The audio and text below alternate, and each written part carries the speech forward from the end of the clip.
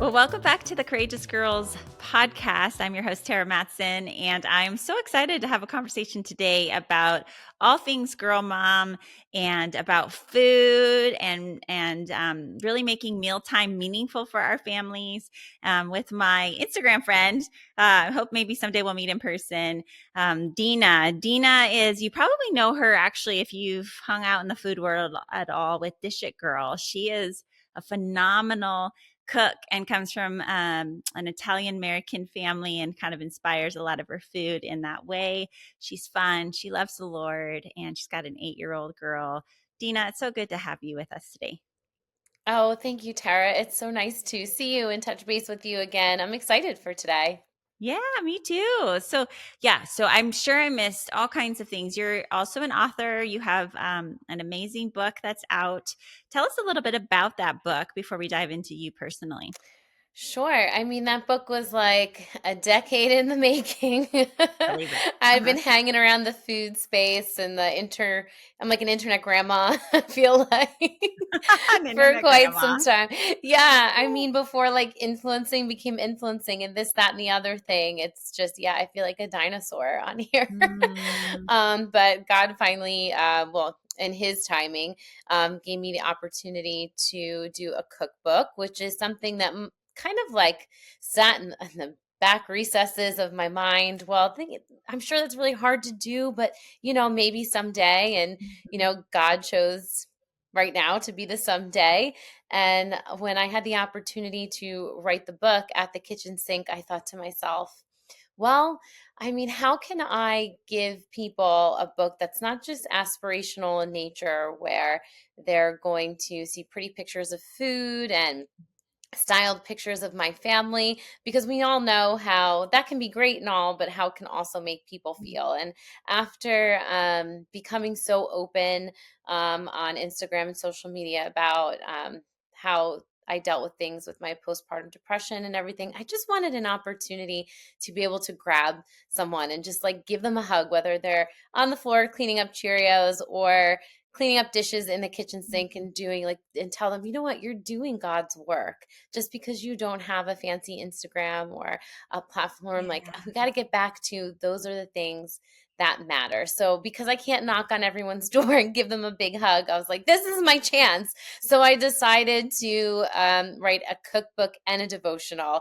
And I feel like a lot of people were like, a what? Because you're kind of hybriding two things. So it was something that wasn't super common, but God in all his grace gave me the words and the ability to kind of weave that together, Mm. and that's how At the Kitchen Sink was born.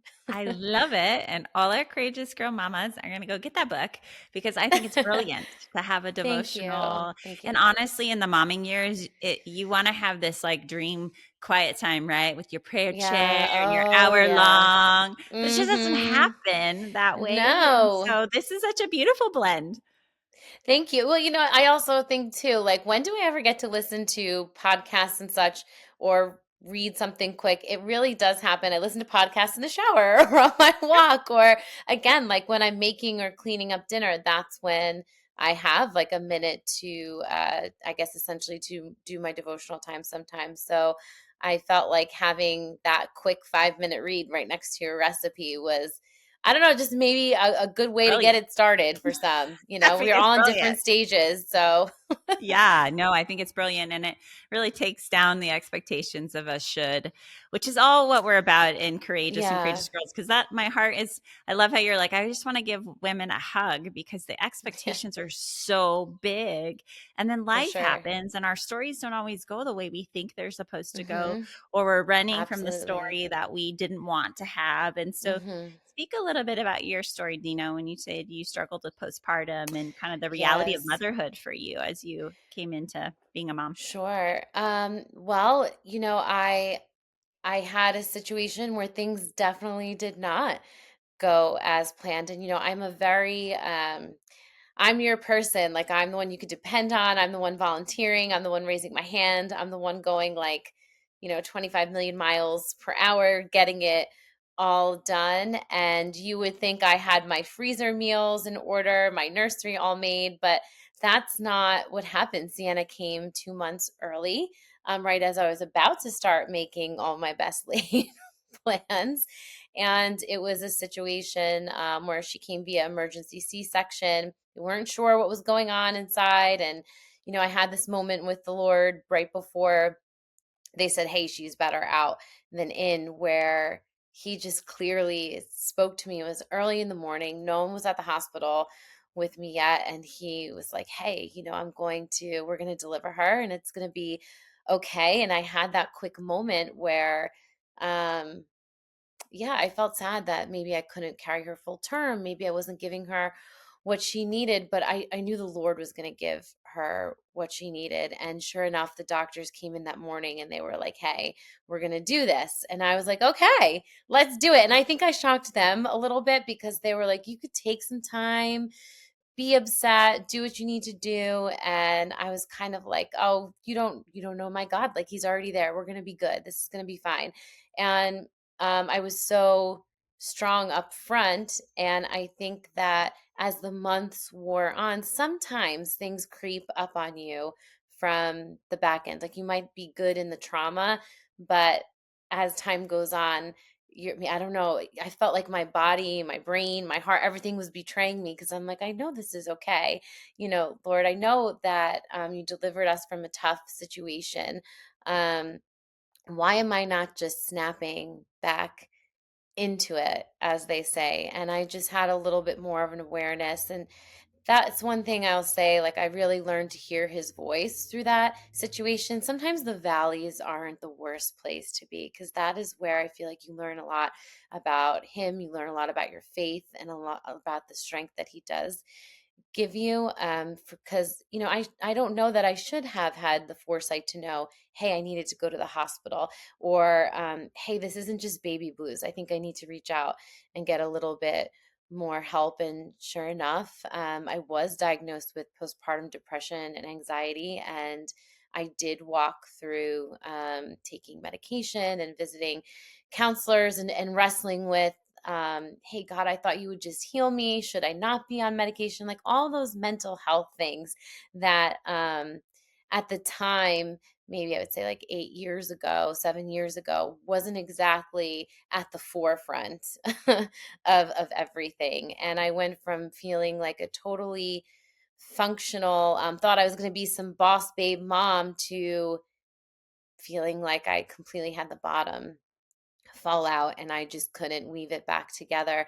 And, I see, looking back on it now, that was maybe just God calling me to depend upon him more instead of myself for putting everything back together. And it also allowed me to have a wider net to cast out to other people. I suddenly had this awareness and this testimony that allowed me to connect further and deeper with other women, other people who are walking through a similar situation. So I'm really grateful and Mhm. thankful for that.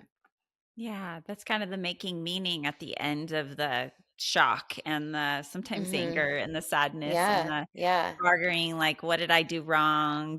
for sure. Did I miss the signs of how to do this different? And, there's Exactly. just so much in our stories. And so thank you for being so real and vulnerable because it is more common than not.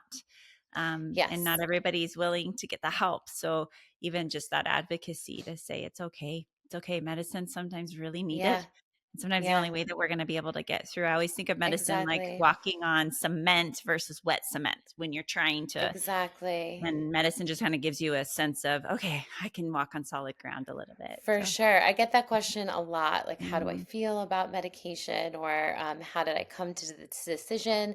And I have to say, to preface that by saying, I do have a background in counseling. So that I think that gave me a little bit more of a different yeah. perspective. But I know in praying and whatnot, I heard God clearly say to me, like, hey, I've given people the know-how Yeah. to kind of be my proxy in a way and to help you and to help walk you through this. And if you were sick or you had a cold, you would take Tylenol or this or that and the other thing. So sometimes you just need a little extra help healing your nerves so Mhm. you can do that work that leads you to learn the skills to cope Yeah.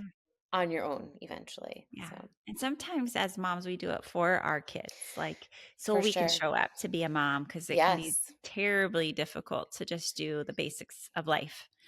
for Um, sure.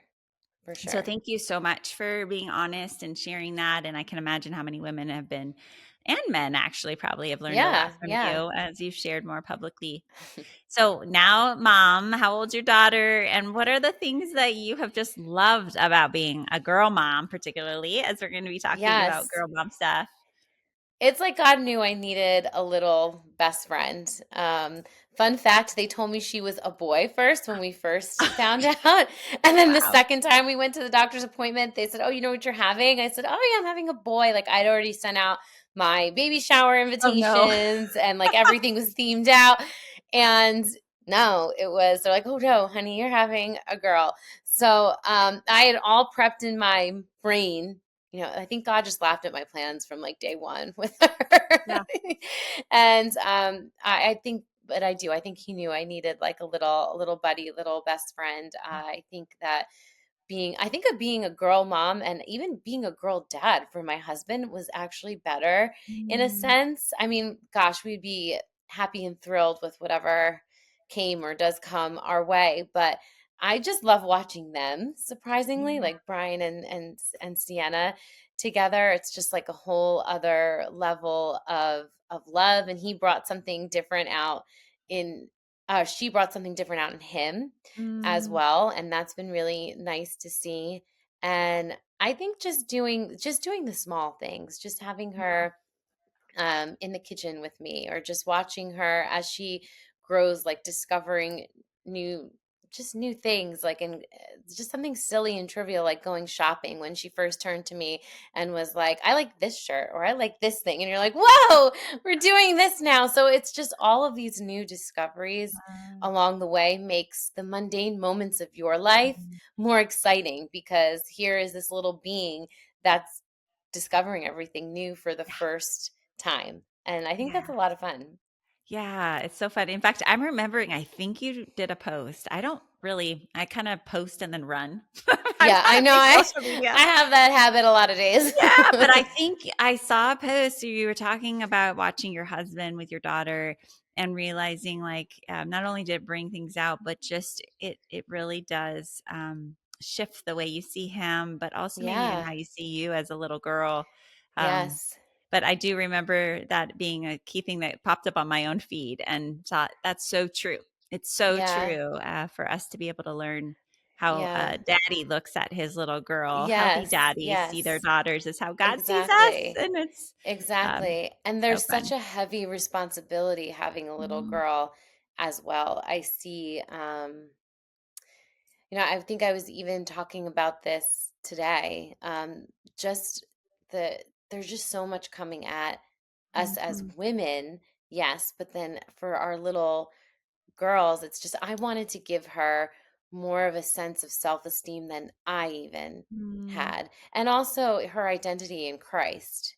Um, and I want to. I mean, she's only 8 years old, but I'm already feeling it's just so important that she knows how special and how Mhm. wonderfully and beautifully she is made. And you feel like you're trying to explain that to them while all the other influences are coming at them at such a younger age. And Yeah.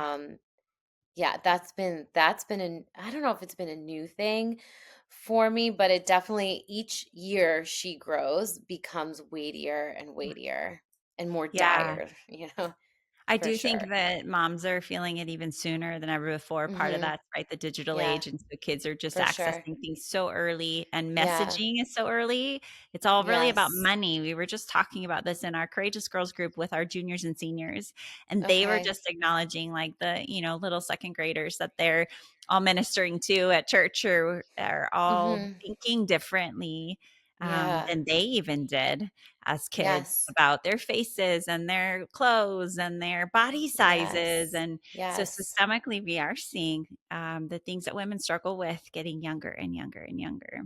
So, put more words to the fear, because I think you're Mhm. naming something that moms either ignore or it can even be larger depending on their own story and their experiences as women.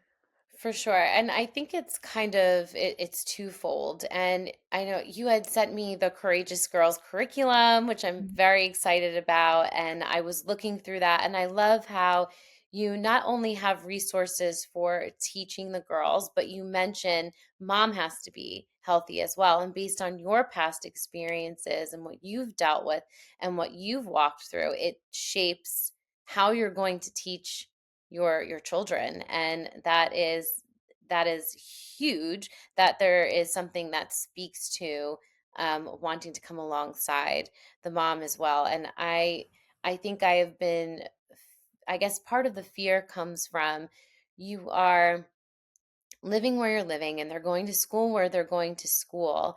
And if you don't have a solid community or network of moms or women that can support you in the boundaries that you're trying to establish with your child, or navigating the world the way you are, I feel like it makes it even more challenging, because it feels like you and her against the world, and you're trying to have your children understand why you're putting this boundary on them, or why you're trying to say, like, hey, I don't want you. I'll be very candid about this. She's 8 years old. I don't want you wearing a sports bra to your soccer or cheerleading practice. I know you're seeing it elsewhere, but I don't feel like it's appropriate. And I know that's a very um, challenging topic to speak about, and it's like you don't want to impart shame either way. But when you're already at such a young age being like, no, I don't want you doing this one thing, and then having to explain everything that comes along with it, that's sometimes a little bit over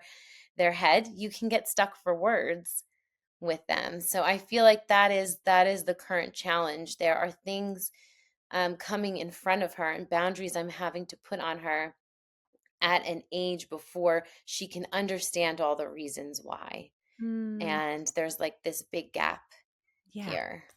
Yeah, so you're naming the tension that I think Courageous Girls is really trying to meet, which is one, the language. Like, what do we start saying? And also the building Hmm. blocks. And then the Yeah. community you're saying, like it to have a group of women and girls that are relatively moving in the same direction. There's Hmm. a wide variety even within Courageous Girls groups, which we're trying to say, hey, as believers, we have different convictions, Yeah, but there are principles that are foundational to our identity in for Christ. And there sure. are mental health principles that really are Yeah. key to Yeah. establishing healthy girls.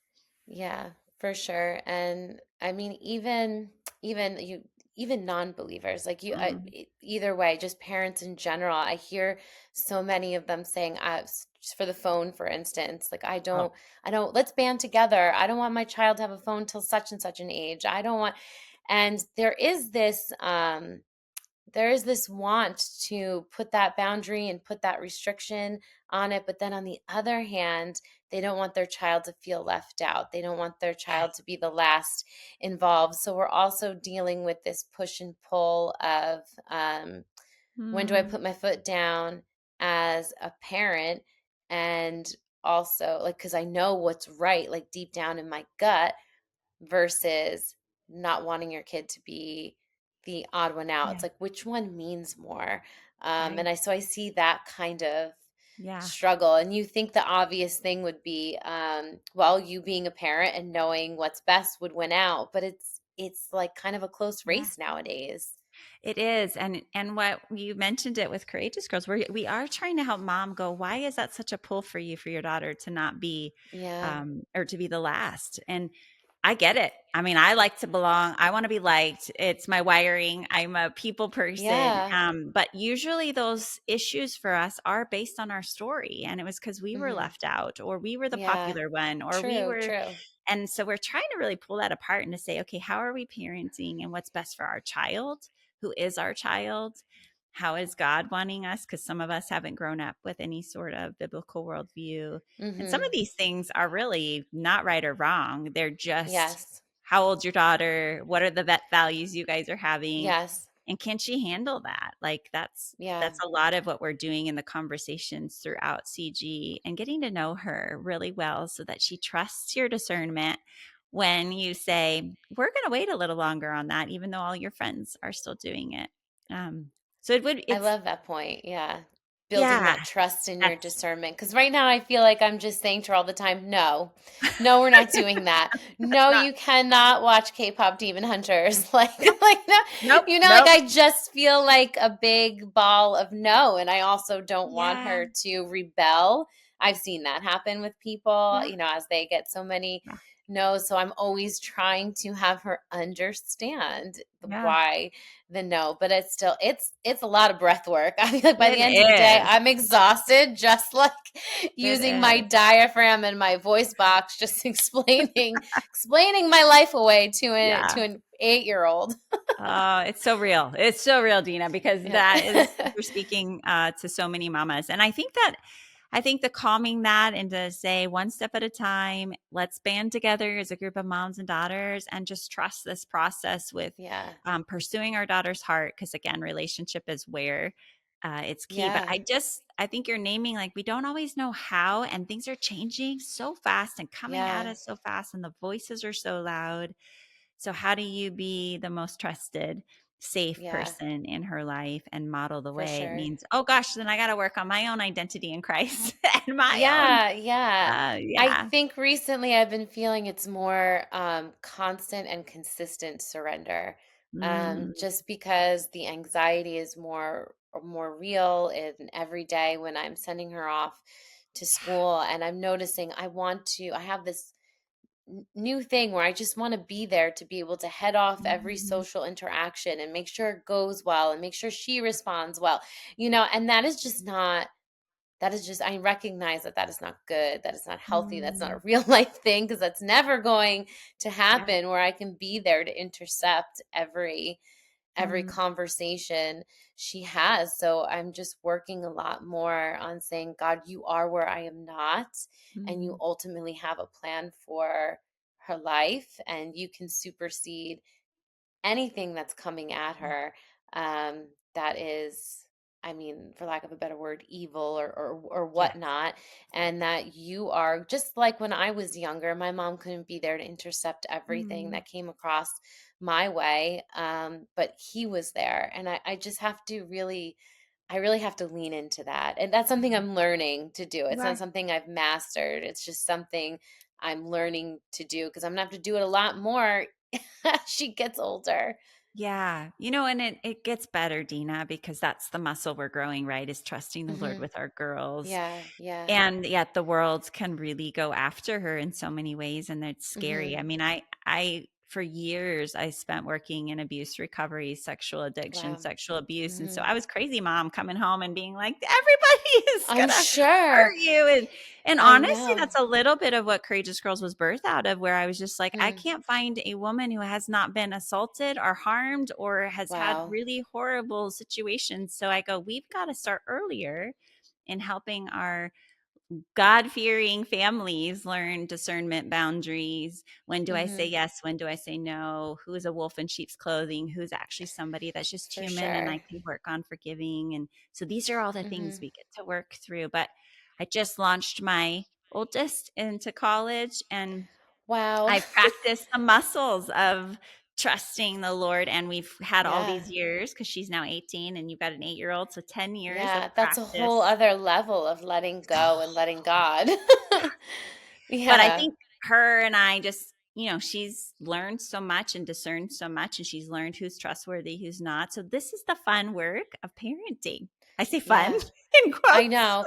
I know. I mean, I think also maybe just knowing that it's just not going to be perfect. Like, Yeah, there's no way, even though I'm cognizant of maybe whatever I feel my parents did wrong. They love when they right. hear me say that, but they were wonderful parents, but they still, I'm Everyone sure, did. didn't Yeah. get, yeah. And so it's going to be me. Like, I'm going to get things wrong every single day. Every single day, there's an interaction that I'm like, man, I wish I did Mm, better with that. Or I wish I had totally. better words. But the good news is it truly is not all up to me. Like I am stewarding her little life the best I can Amen. um through the best way that I know how. And I think I have to use more tools in my toolbox. Like I have to pray more. I have to never Mm, stop praying over her. And Mhm. it's like every worry that I have throughout the day, or every Mhm. time that I feel like I have fallen short, I have to capture that and Mm. pray over that instead of letting it become an open door Mhm. for Satan to speak to me Yeah. about what I can and cannot do with her. Mm. Yeah. And Dina, before we move from this, I think I just want to capture like what you're Hmm. speaking to is about being an honest mama. Like being Yeah. able to talk to our girls to say following Jesus doesn't mean we don't have anxieties Yeah. anymore or Sure. fears or bad days. And so you're the modeling that you're doing is showing her that I can worry and here's what I do with it. So when she worries at 8, she might not be a worrier. I mean, that's what's funny is sometimes our kids aren't anything Yeah. like us. So um I know. There are definitely things I'm like hoping. I'm like, please, please don't get that. Please don't get that I from know, me. but Mhm. But I apologize to her every now and again. Like sometimes I'll Yeah. be like, hey, mommy got way too angry and she made mistakes with her words. And Mhm. that's going to happen to me. It's going to happen to you. But I can come back to you and say, I wish I said it to you this way instead. I love And that. That's I hope amazing. that helps. I hope that helps as Yeah. she gets older, because it also helps with me not beating myself up as much, being Yeah. able to go to her. And I know she's only 8. I did it when she was little. I love Because that, sometimes Dina. you're yelling at them Yes. because you're stressed and you're just like, Yes. that is a bad way. I don't want Mm. her yelling at me just because she's stressed out. I have to teach Yeah. her and myself. It's for both of us, not just for her. It is. It is for both. I love that. And you know what? It's so good because again, that gap where kids will grow up in the faith and then they leave the faith, Mhm. it's because their parents portrayed a picture of Christianity that maybe Yeah. they saw the hypocrisy, right? We're like out here Uh-huh. doing this and then they're behaving like this at home, and none of Yeah. us are perfect. And so when we can name it and call it for what it is and then repair, which is the biggest piece. I Um, love that. so Yeah. that is That's a just good point. beautiful that you're doing that. And that's the practice of being a courageous girl and walking in this journey with your daughter is being a human being and saying, Yeah. here's what I'm doing. And then along the way, hopefully they see growth in us, right? So maybe not Yeah, yelling I as mean, much. I know. I mean, it's the first time for both of us. It's the first time I've been a mom. It's the first time she's been like Lots of 8, grace. 9, 10, so let's do it together. Let's do it Yeah, I together. love this. Well, I think your posture of grace is what I'm drawn to you is even in the way you cook and the way you free Thanks. moms up for like expectation. This Instagram, Pinterest world. I love beautiful things. As you can see behind me, Yes. I love Yeah, for beautiful things. sure. For But I'm sure. clumsy and I'm fast, and so sometimes doing the all picture perfect stuff takes too It's long. hard. It's Takes hard. too It's long. like, goodness, I want that Martha Stewart or that Ina where I'm just like, and how easy was that in my Hamptons home with all of my hydrangeas and it being perfectly acceptable for me to wear the same jean button up every single day. I would live at a button up every day. I would. I almost do. You almost But do. Mm. yeah, and but that almost ruined me wanting that so badly Mm. and coveting that so badly. And I can't say that I never want that and want moments like that, but I know that that striving for that actual look, it caused a lot of frustration and disappointment, and that is something I don't want to pass on to others hopping into my side of the world. And I always thought, everybody sees point A and point Z. They say, oh, well, this is how I started. And yeah, it was a little tough, but this is how it ended up. It's great. And I love that too. But I thought, like, so many people are asking me questions about how do I keep my faith, about how do I make it through every day. So I felt a huge responsibility to show a, B, C, D, E, F, G, like all that little in between stuff. And so that just accounts for there is no perfection in every day. Maybe I have a perfect Sunday dinner. Maybe once a week I get it all on the table nice because I worked, all day for it and I got my family together. But there's still something to be said for your intentions as a mom, as a wife, as just as a person. Like just if you're trying to serve, whether it's within your home, your community, where you work, if you're coming at it with a servant's heart, that's the key. And so however it turns out, it doesn't matter, because your intention was to serve someone, whether it was through dinner, through dropping off a meal, through just making sure that your kids eat between practices. It's the thought, it's your heart, it's on your mind, you're trying. And that's what we're called to do. We're not called to have perfect tablescapes. We're called to serve where we are. And for me, it was to show that through food and to help it just helped to give people inspiration, not in having a perfect meal, but like, hey, I didn't know that you could do that with a tomato, or I didn't know I could do that with ground beef. It gives me another idea. It gives Yeah. me something else to do. And that came through me burning a lot of dishes too. Oh, I am didn't self-taught. know that about So you, Dina. yes, I am self-taught. I have had some really horrible, horrible mishaps, but I taught myself through reading Gourmet magazine. I didn't read Cosmopolitan. I read like Gourmet and Food and Wine. That was weird. I I was love just, it. in college, I was cooking Sunday dinners like chicken parm and pasta off these little burners, and just opening my door and just having people come through. I was throwing dinner parties at my parents' house when I was still living there. My parents are like, "What are you doing with all these people at the dining room table?" And I'm like, "It's lamb stew, Mom." And they're like, "What?" So I don't know. I didn't know how God was setting me up, but he was. Yeah. This is one of my favorite things about what I do in my calling is seeing the thread throughout people's stories that God, it's like obvious when you start looking, but you can see how he Mhm. made you for this work and this call and you discovered it. But sometimes a lot of women don't see that. They just think, "Oh, I'm good at cooking," but it's not a Oh, thing. yeah. And That's a you really important point. Yeah, but you have hospitality and bringing people together and you're drawn towards the magazine. I go, "Wow, this is a part of you who I God made you know. to be." And look, I didn't always know. Like, God definitely had to mold Yeah. and shape this along the way. And then at this point, I'm turning around and I'm saying to my mother, and I remember I was having a conversation with her over the phone, and she was talking about we were trying to plan a Sunday dinner or a family dinner, something like that. And she said, "Well, I just cook, and then I'm the one who cooks and cleans it up. I don't really get involved with this, that, and the other thing." And I said, "Hold on."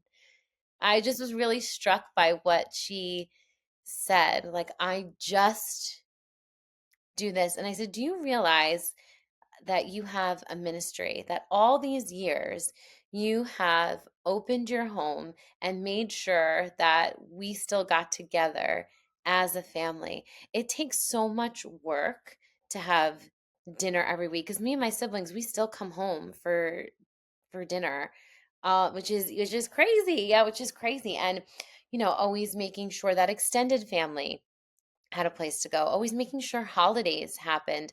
Um, I said, "I don't think you realize what a foundation that has laid for us, what a legacy builder that is, and how you were being obedient to the Lord. And this is your ministry."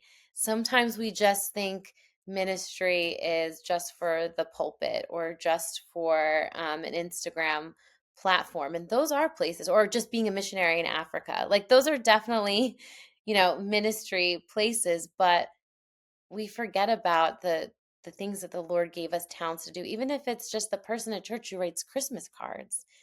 And I think that they discount that. Oh, that's just the person who writes Christmas cards.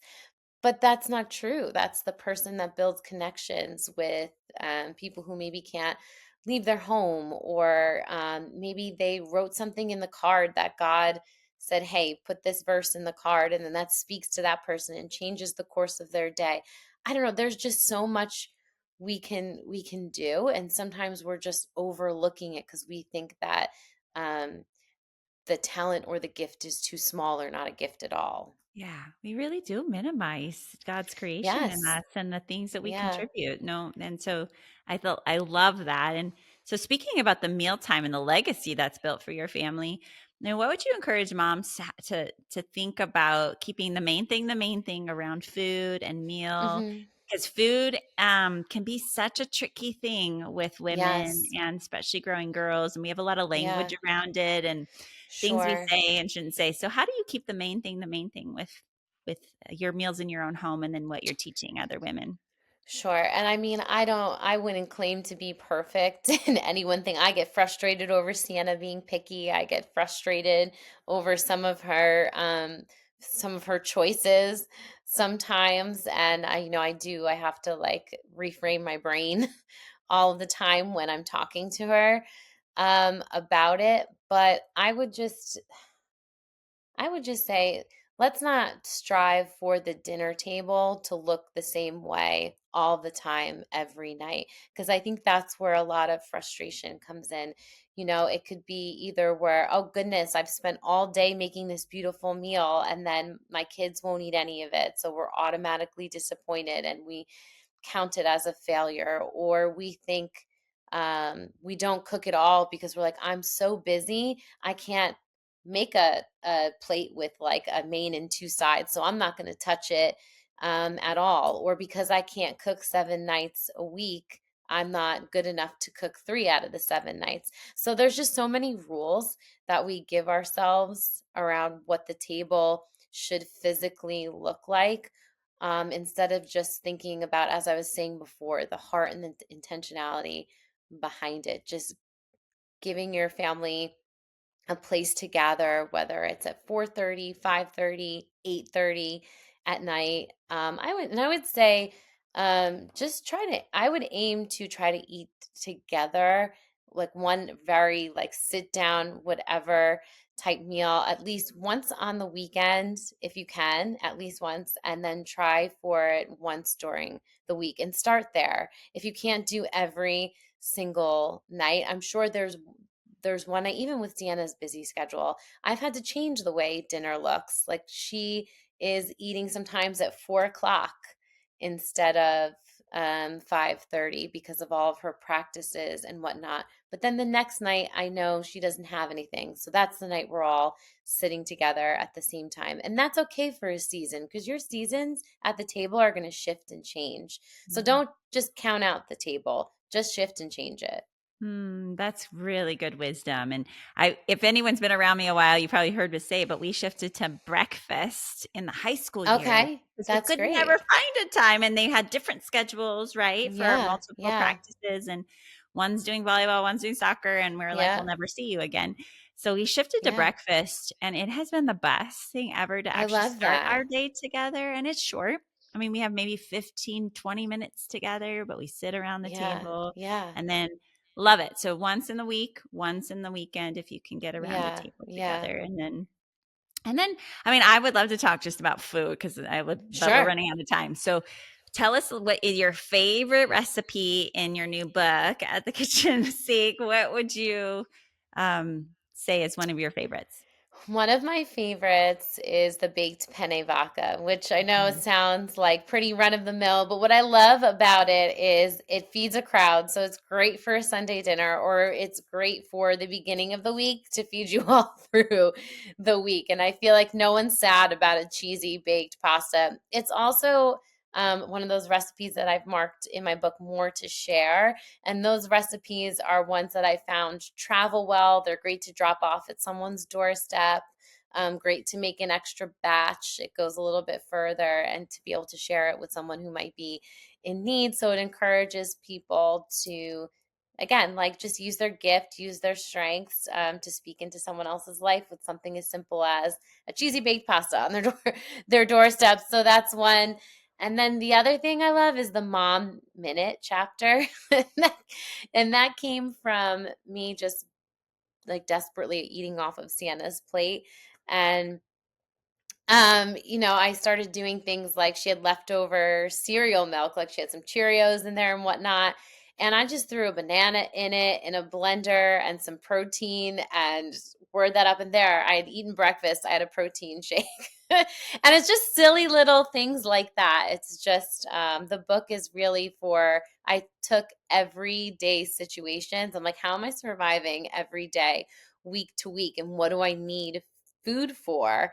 And I wrote the chapters based on that rather than just like Mm, breakfast, lunch, dinner. I was like, this is yeah. my life, and this is what I needed a meal solution for.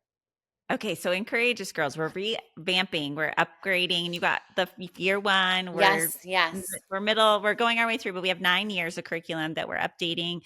And I'm going to add your book to one of the I recommendations love for the it. moms when we talk about food and body image and Yes, exercise, and we have fun, a lot of activities together. But there is a couple times throughout where we're making meals together, I love to that. just enjoy food and the meaning of food. Yes. But I'm going to add this book to a Oh, reference thank you, for the Tara. mommies and to tell everyone about it, because I just think it's such a brilliant idea, especially because we nourish our families and we forget about ourselves.